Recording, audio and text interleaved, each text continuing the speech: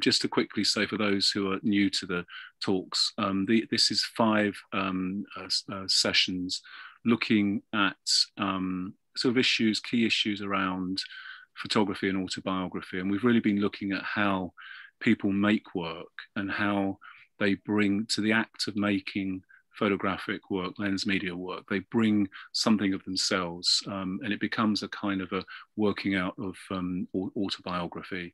So in terms of sort of critical urbanism, all the people that are speakers here, all of the photographers and artists are people that have at some point in their careers studied sociology, urban sociology, and have done projects that are very much engaged with notions of the city, and sometimes not. Sometimes it's notions of rural spaces as well.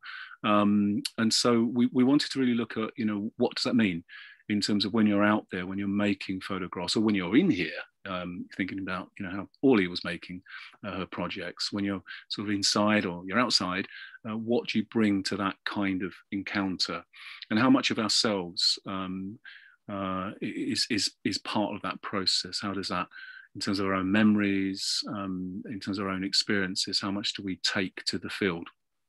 And so Kali has very kindly agreed to join us. I'm going to read you a little bit. She's attracted to everyday lens-based apparatus like smartphones and point-and-shoots 35mm, which are not necessarily lo-fi technology as much as highly accessible. So this notion of accessibility is quite central to her practice. She's drawn to capturing the everyday, the extraordinariness of the everyday. And so her snapshot and documentary style images are quick, and as she says it, dirty, and often shot from the hip. Kali's interested in the use of photography for self-representation, specifically self-representation captured and stored on smartphones. So although smartphone technology is central to Kali's practice, this won't be, I think, a sort of a technological talk. I think it will probably be more about what such technologies carry with them in terms of affordances. She's interested in the snapshots we create on a daily basis and how they are representative of our lives. And she's been exploring the notion of the online photo stream as an archive or iteration of the family album, how we use digital photography within a broadband connection to create, share, an archive. Emily in Covington is her preliminary project around this exploration. I've been fortunate enough to see the development of this project over time, and I have to say it sort of blew me away when I saw it. I think it's a very, very strong body of work, and I do hope at some point we'll see it coming out in book form and maybe film form at some point as well. So I'd like you to join me in welcoming Kali to the penultimate session. Next week we have Bas, who's one of the panelists, who's sitting over in the corner there, who will be talking about his work around place and out of placeness as well. So today, Kali, and welcome. Hi everyone, I just realized I was on mute. Thank you so much for having me this week. Thank you, Paul, for inviting me to be a part of this program. I'm gonna share my screen kind of just to start off. I have a bunch of slides of, how do I share it? I have a bunch of slides of the images that go along with this project, and I'll tell you about the project and how I came about it, and then kind of just spend some time on some of the images that I find interesting. So the project is called Emily in Covington, and as Paul was talking about, it's about the iPhone.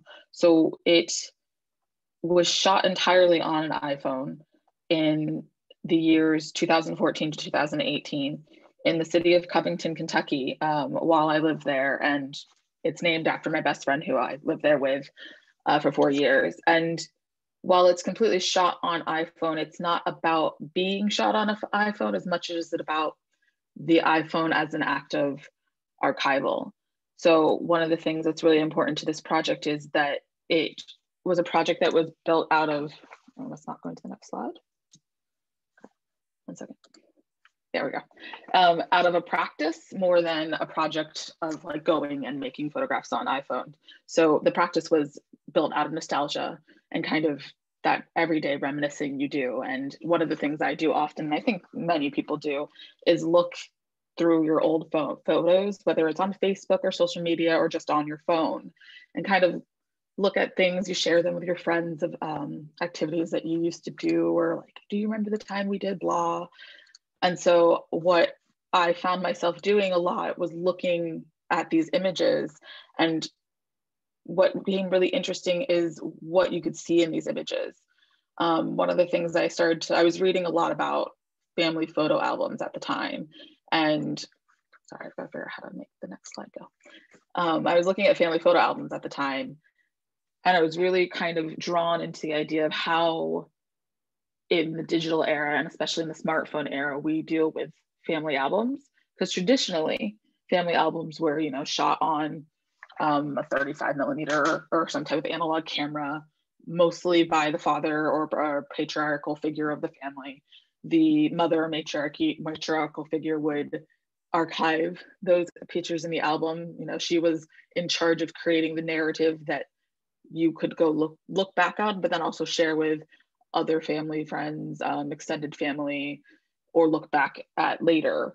And so the thing is, with the digital era, especially with the smartphone, but also a little bit with the digital cameras, like the digital camera, we printed some things out, but not as much, or you would do something like post it to Facebook, but the pictures that you didn't post kind of disappeared. I mean, I'm sure some people looked at them, but they kind of ended up on, a folder somewhere on your computer or lost forever.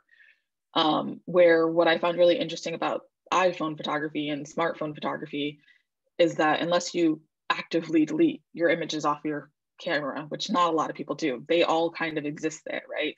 And then especially with the iCloud, you move from phone to phone and the pictures follow you. So what I found on my phone in 2019 when I was doing this project is I had photos all the way from 2014 when I first moved to Cincinnati on a phone that I could just kind of look back at. And it wasn't just, the really awesome picture that meant something, or a picture that was posted to Instagram, or, something particular. It was every single thing that had been shot between 2014 and 2018.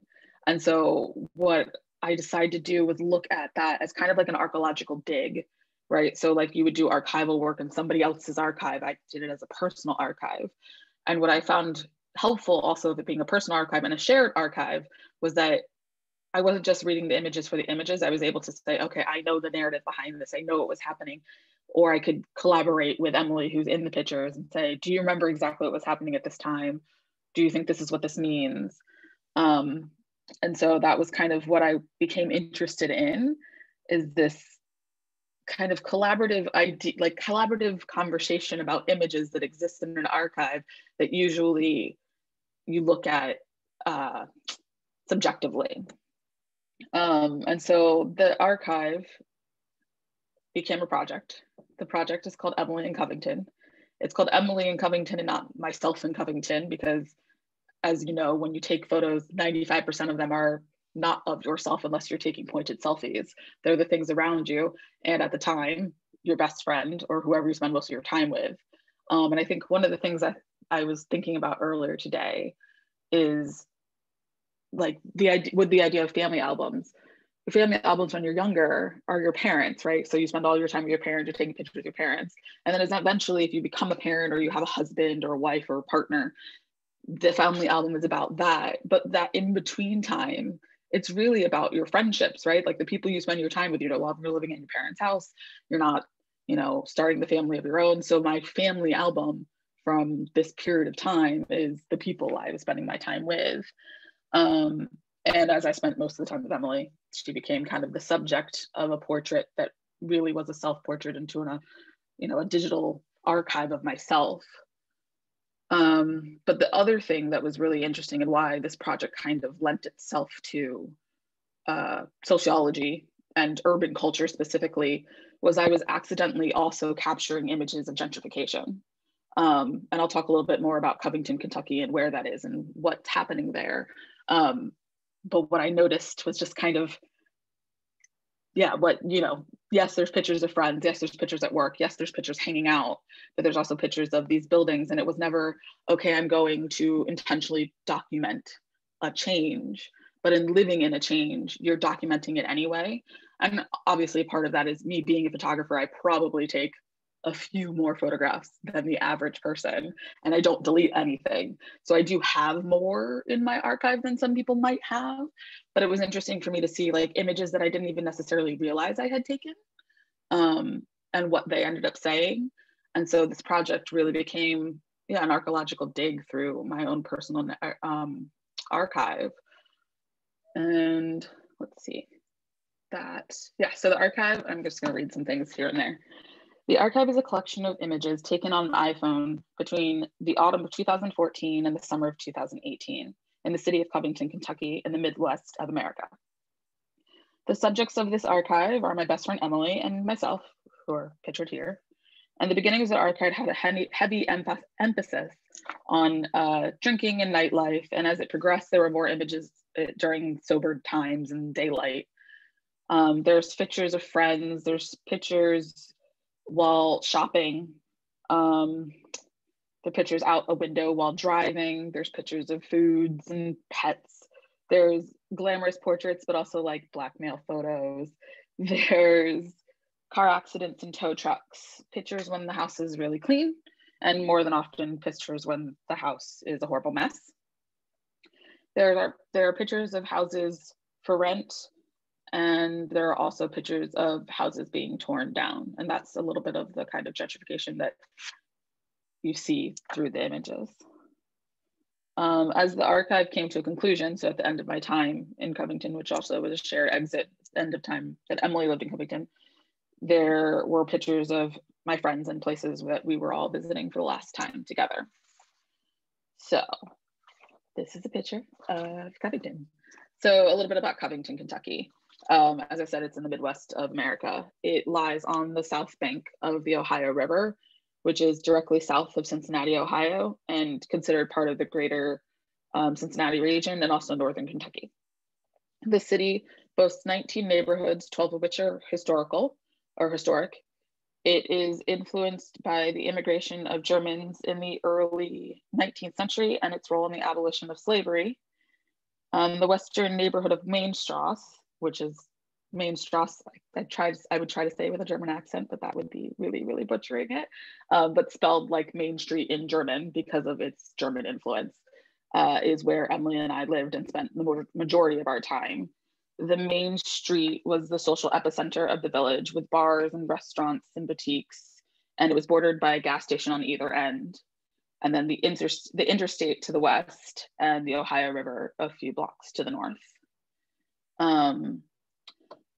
Let's see, oh, there's your garden. In the 1970s, there was an economic down spiral that when they started to regenerate, one of the things they did for Mainstrasse at least was decorate it in the style of the German style for tourism, which is kind of, where its roots came from, to the point where there's actually a clock tower in the middle of the park. And where we lived in Covington, there was a German style restaurant, which is now a Mexican restaurant. There was a gift shop and 2 German street fairs, Mayfest and Oktoberfest, where they shut down the entire street and you had festivals and rides and music and food all day long. So here's some more images of Covington, Kentucky. I'm also realizing I'm talking incredibly fast, so I'll slow down a little. You can see some of the efforts of gentrification and kind of beautification, which I would say would be one of the first steps of gentrification a lot of the times. This was a dark piss smelling alley next to my house, or a tunnel next to my house, that was in between Mainstrasse and another strip of Covington that was being kind of revved up. And it had a hotel on it and some new bars and restaurants. And this was one of the main streets to kind of get from point A to point B. So a mural was put in and better lighting, so that it was kind of enticing you a little bit more to go from one section of Covington to another, which, I mean, Covington's not very big. So you're walking. Another image of, this was an old gangster bar. The picture on the right is inside of it. I kind of walked in when the guy was painting to take a look around. It was a place where, I mean, gangsters would hang out and also fight and whatever else gangsters do. And they were renovating it after, I think he said 2 decades or maybe 3, into a Cajun bistro. So one of the things I found is, like I said, even though I wasn't intending to take photographs of kind of the change that was happening in Covington, I inadvertently did, just as I walked around.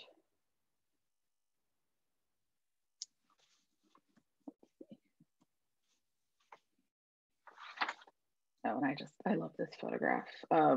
So again, so this was Madison Street, is one of the other big streets in Covington.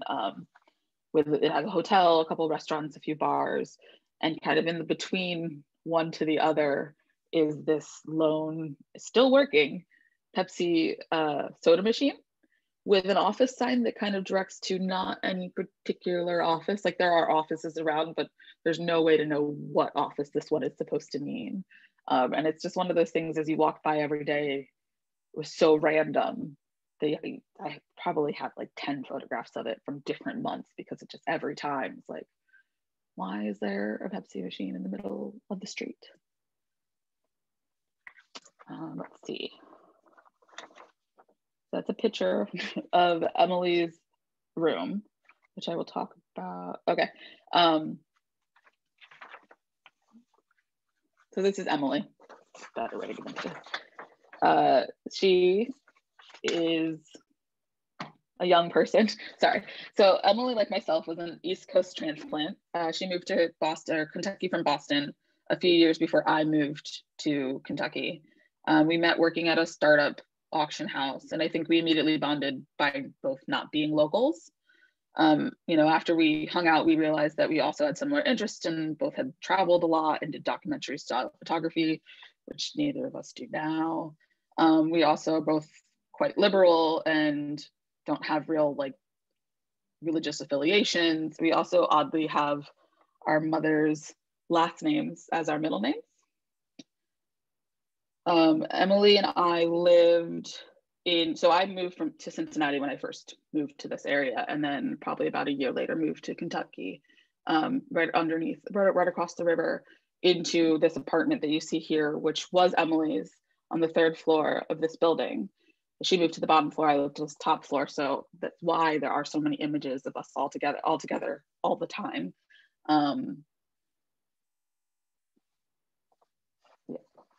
Let's see. So when I first moved to Covington from the neighboring Cincinnati, I moved into this apartment on the 3rd floor, while Emily moved down to the first floor. After a brief hiatus in Oakland, California, Emily moved into this 1-bedroom house a few streets away from our old place, and I lived a few blocks north. So we were no longer in the same building, but we were 5 blocks apart. This is one of the things I'm saying. They're pictures of family, or not family, friends and food and pets. And there are always pictures of pets and pictures of us taking pictures with pets.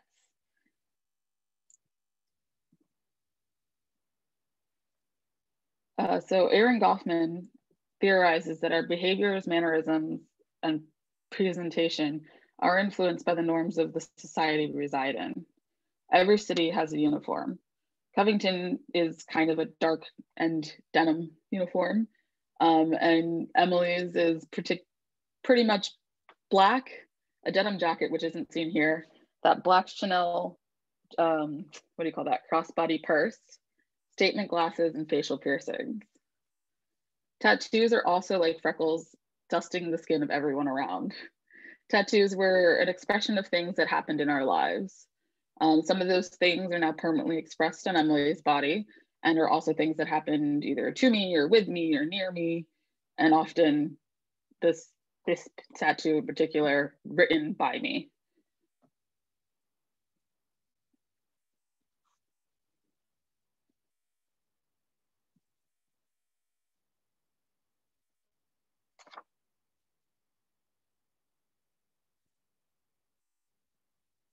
Okay, so I'm actually going to go back real quick and go back through some of those images and talk about them a little more. So it's gonna go really fast for a minute, but then I'll slow down, I promise.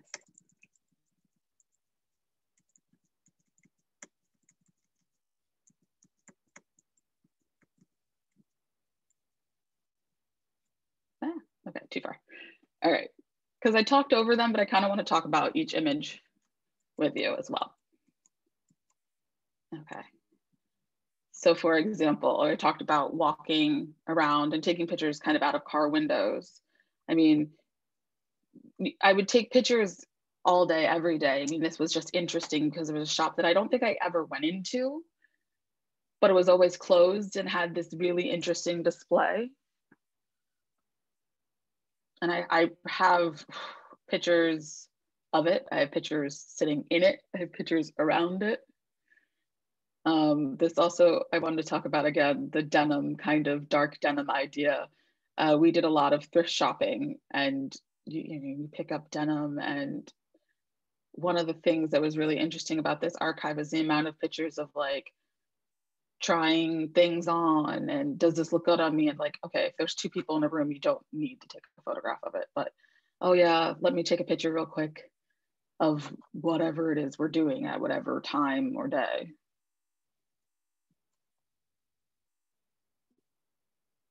Some pictures kind of really talk to the narrative of the gentrification and a sense of belonging of people, and some just work.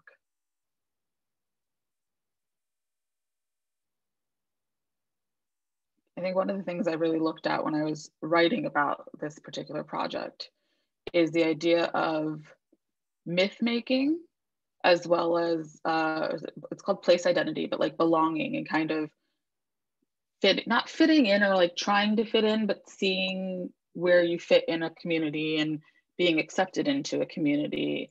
And one of the things that at the time I found really interesting about Cincinnati, Ohio was like, whenever you met anybody, especially your own age, the first question was, what high school did you go to? And especially for someone who wasn't from there, I'm from New Jersey, being able to say, well, I'm not from, like, you won't know my high school. And what I realized slowly was it was a way of kind of seeing what your social economic background was. And so you could tell so much about a person just by knowing what high school they went to, which meant you knew where they grew up, and you knew probably around how much money their parents had, and maybe where they vacationed or didn't vacation. And kind of there was just so much information in this tiny little question that didn't seem to mean much, but like was very loaded.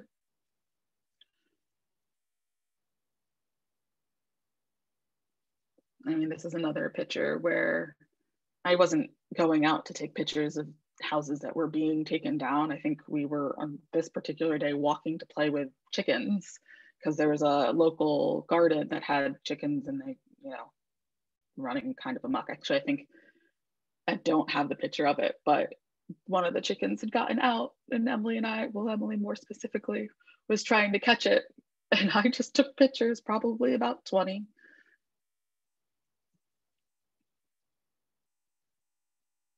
I took this photograph on the day I left Covington, Kentucky, filling up the car with gas before leaving.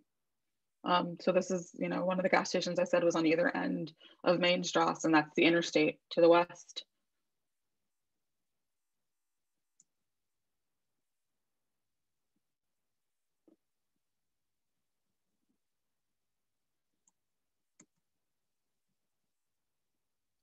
Again, pictures of things in disrepair. Another correlation I found kind of interesting was the kind of, not destruction's kind of more too negative of a word, but kind of the disrepair and destruction of the area became reflective in kind of our lives, and the exterior kind of matched the interior, where you'd see like, the mess of our house, or kind of like the craziness you get up to. I do sometimes wonder how much of that was influenced or affected by the area and the things that you saw around you. There was a barely big flood of the Ohio River, which is at the end of Main Strasse. So this is just pictures. We walked down and took pictures of the Ohio River when it was flooded, and you can see on the picture on the right that that's a trash can and a bench. So I mean, you're talking like 2 or 3 feet of flooding along the river. And of course, as you know, rivers tend to hold the more expensive houses. So the expensive houses were flooded, and then back where we were living was dry, which is a bonus, I guess. This picture is interesting partly because I don't know exactly where it is. I know it's in Covington, and I'm pretty sure it's between 2 houses, which makes me think this is someone's garage and not an actual beer garden bar for, the general public. But I think that's one of the things I found really interesting in going back through this archive was pictures that I didn't even necessarily know exactly where they were taken. I know I can tell because it's a chronological archive where I was that day and what I was doing, but pictures weren't necessarily of things that I saw every day. So this, like I said, is a beer garden that I'm pretty sure these are 2 apartment buildings, and that must be the back of one. It's probably a garage. It might be that the lot was used as a garden during a warm month, or maybe during like a Mayfest or Oktoberfest. The left is, I want to say Madison, but I can't tell at this exact moment, Avenue, and the right is Mainstrasse.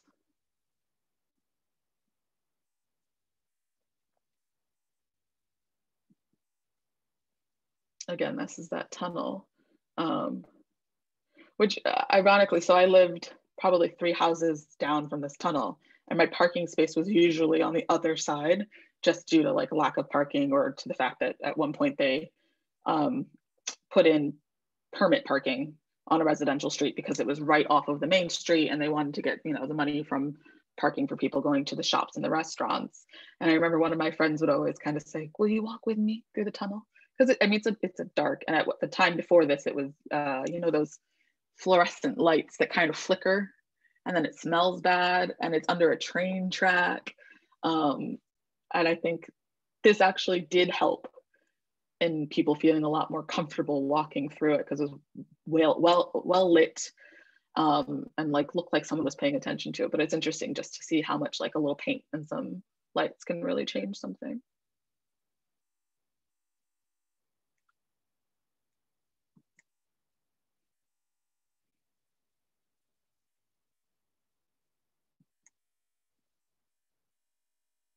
That's a window from the building that Emily and I both lived in, the first floor. Actually, I believe that in that bowl there is the skeleton of a bird. I think with maybe rice or salt or something to preserve it. One of the things I noticed when I was first, when I first kind of decided to look through the archive, I was drawn to kind of like the diaristic like images of me and my friends at night doing like crazy stuff, or like there are a lot of pictures of like dead baby birds and cockroaches and like my knees bloody, or just kind of gritty dark photos that was kind of reminiscent of things like Nan Golden. And I made a point to not do that because I didn't think it was really necessarily saying much. Because I had so many of these images that really reflected the gentrification and kind of the sense of belonging and community, I felt like that was a better message than kind of just like a, this is what we did, we're kind of crazy kind of narrative.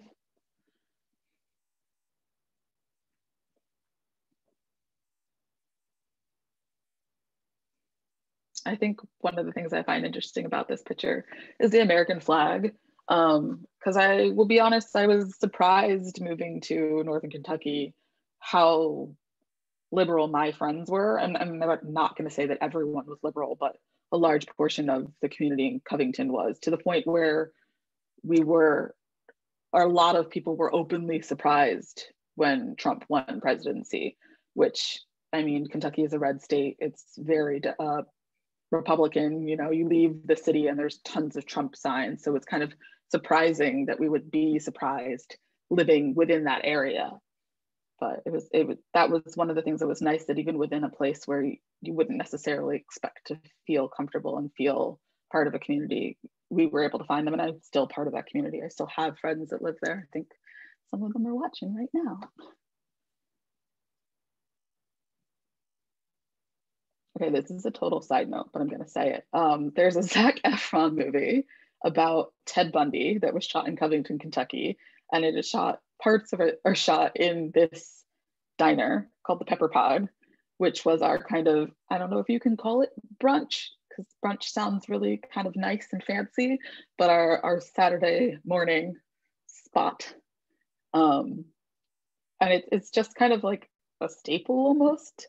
It's the Pepper Pod and the Anchor Grill are kind of those diners that look like they probably have for the last 3 decades, and are friendly, and you kind of see the same people all the time. That's us there on a Saturday morning. Like I said, that's the 3rd floor apartment.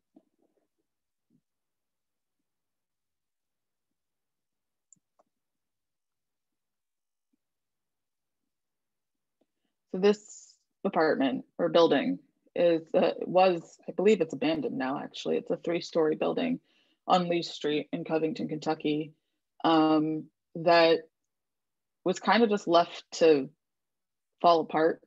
I mean, there was a man who, rented it out, but he wasn't really caring for it. And I think part of the allure to it was it was cheap and I was young, and I had I could paint it, I could do whatever I wanted. Yeah, but I think one of the interesting things that happened that I didn't even really know would happen. Oh, I can't remember what it's called right now, and I had it written down.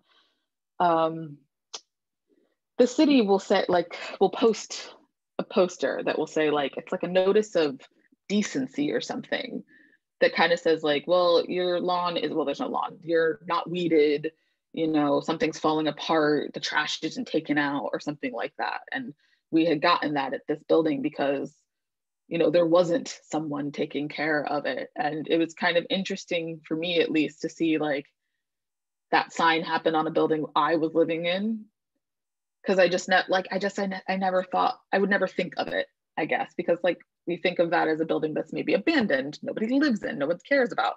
But you don't think about the fact that if you're a tenant, you're also not the person taking care of the building and making sure its appearance outwardly is, correct.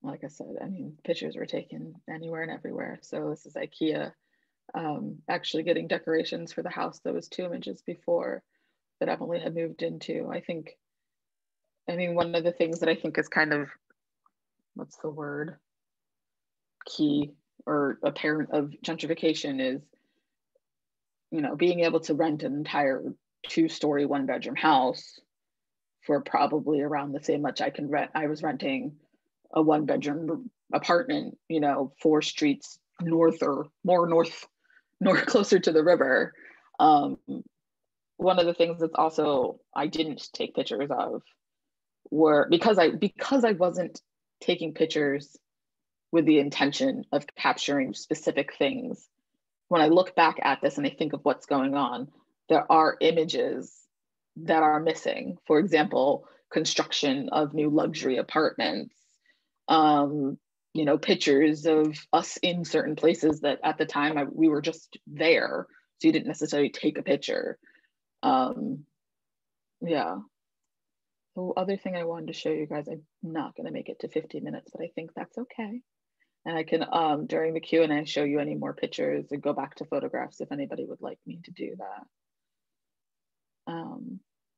The other thing I did was I have visited since I moved. So I moved to London after I left Kentucky.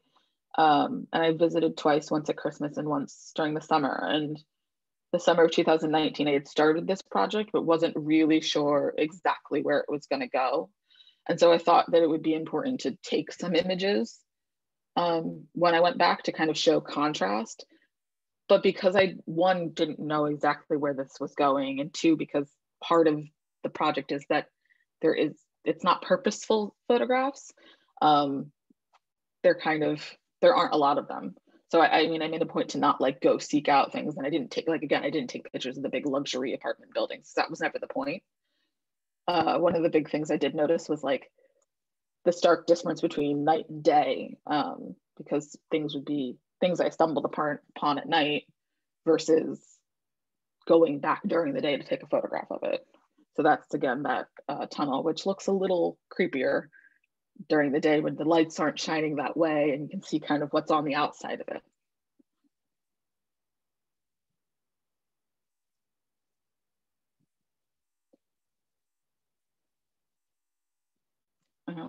On my screen, it's kind of covered, so I don't know if you can see it, but there's like a for sale sign at the top corner.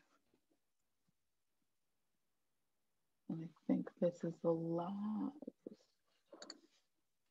Oh yeah, the Pepsi sign again, but now with a commercial space available sign. And one has to wonder, is the office that this sign is pointing to that commercial space that's now available?